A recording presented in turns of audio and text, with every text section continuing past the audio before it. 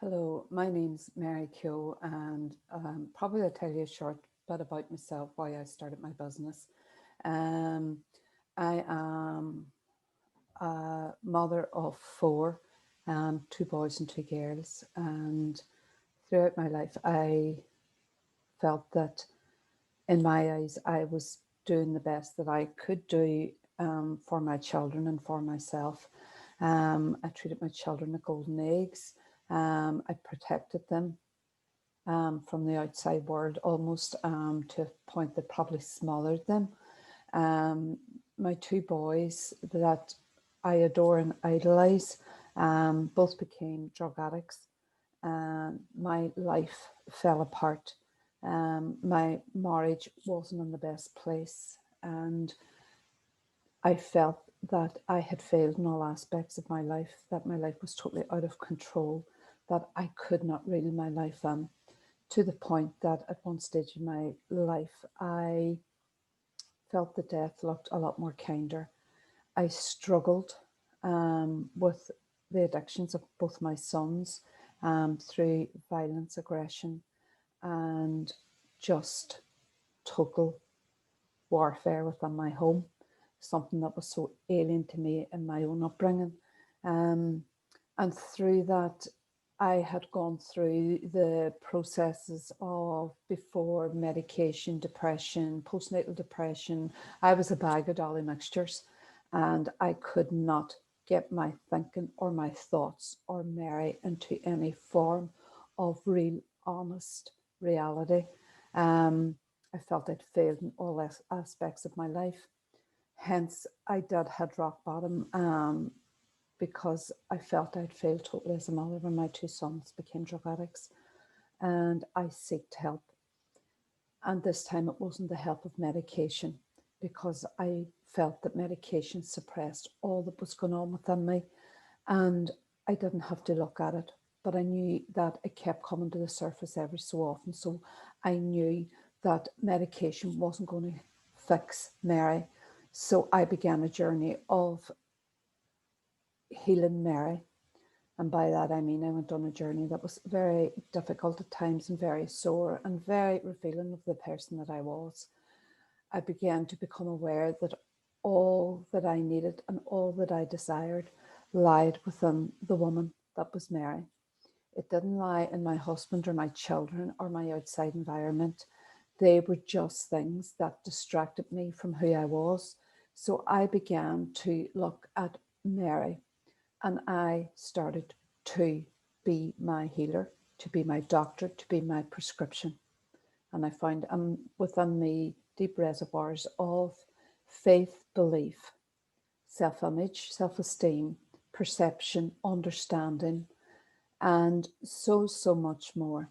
And the biggest one that I found was that I am who I am. I love all that I am.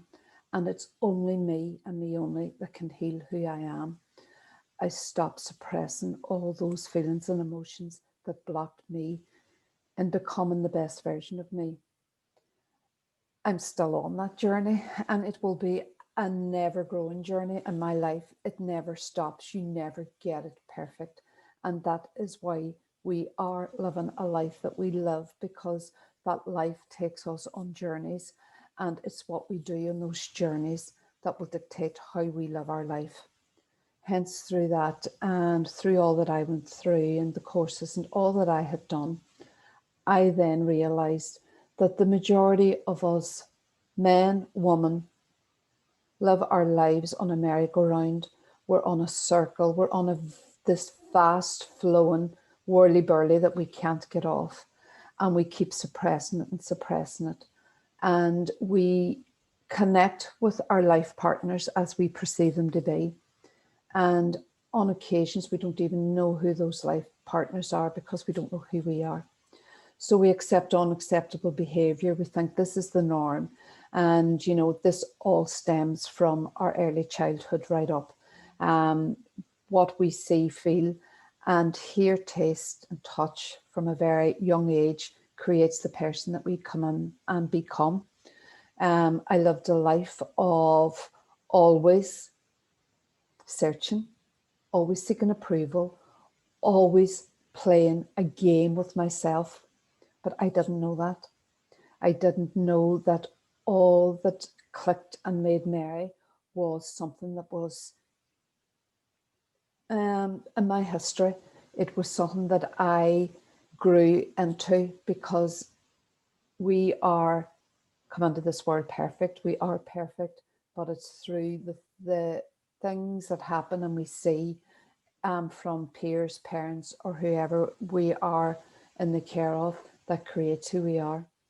And hence, for me, I went as a child, a broken child, a lonely child, an isolated child, and I carried that child the whole way through with me, right up into adulthood and right up into my big adulthood.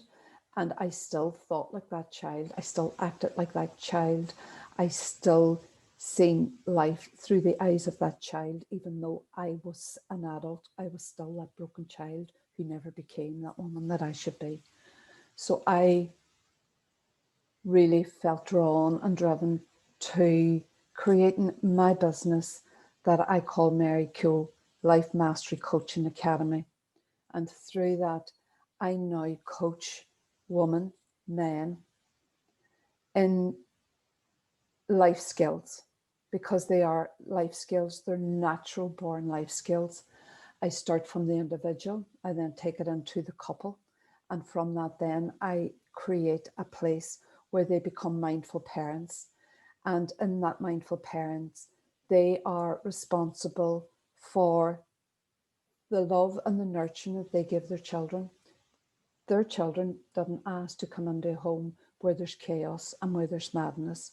And yet we are so numb to how we react and how we go on as parents, as couples in front of our children. And I was the biggest culprit of that as well. Our children suck on everything we do. What we perceive to be nurturing and loving is taken away from our children. We give them the latest gadgets, we give them the latest clothes, we give them all the material things. But when it comes to actual nurturing, understanding boundaries, their values of resilience, of self-love and respect, our children are lost because they're lost to a world of electronics and games, and that is their parenting. So we lose our children to them, and we do it unconsciously because we are not aware. We do not know how to parent properly, and we want nothing but the best for our children. We want them to have the latest gadgets. We don't want them to see as the odd one out. And yet, you know, now that mine are up, and yes, my two sons are recovering, I now listen to my children, and the most important and valuable times in their lives was when I was present with them, when I took time out to be with them, when I allowed myself to sit in their imaginary world, to take them on adventures, to show them that mommy was a fun loving mommy, a happy mommy, and at the same time allowing them to know that there was boundaries, there was values, and there were standards that they had to respect and understand. And the biggest one was that they had to know that the word meaning of no meant no. And it wasn't that we say no and then a wee while later we hand it back. So through that, I have a clientele of quite a large number of private clients that I now feel that this is getting bigger and bigger because people are becoming more aware that they can be their own master, that they can be their own healer. And I am on a mission, and it is my passion. And I come from a place where I speak authentically to my clients. I am that client that's talking back to me, and I know where I can take them, I can guide them, I can direct them, and I can allow them to create a better and more nurturing way of living. I am also very passionate about young men.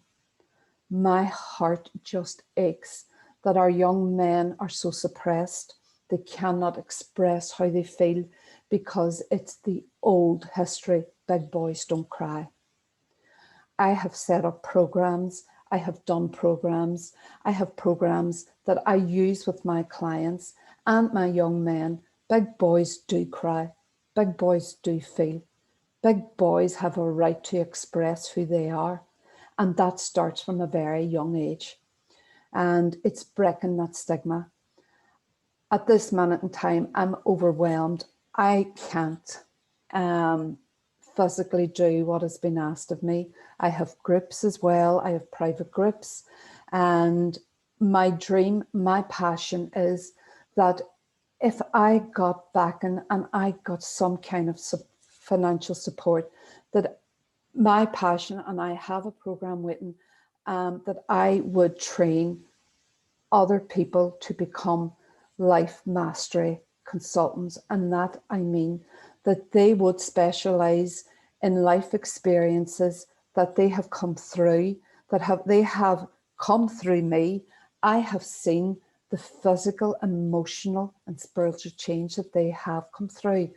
And they are beacons of light. They are that light that people are searching for, that word that they can say, she's speaking my story and look where she is now. Or he's talking how I feel. I was so lost, nobody understood me. My emotions are numb, I don't feel, and yet he's speaking my story.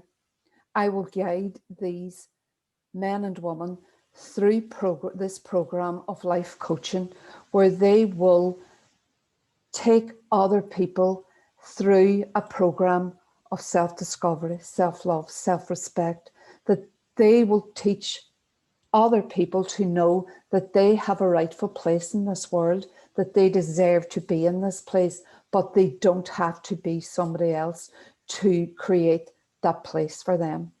At this moment in time, yes, COVID is a big factor in issues that are bouncing at the seams. Our society is breaking at the seams, not just with COVID, with mental health issues, with family issues, with educating our children at home issues, which I also work on with parents.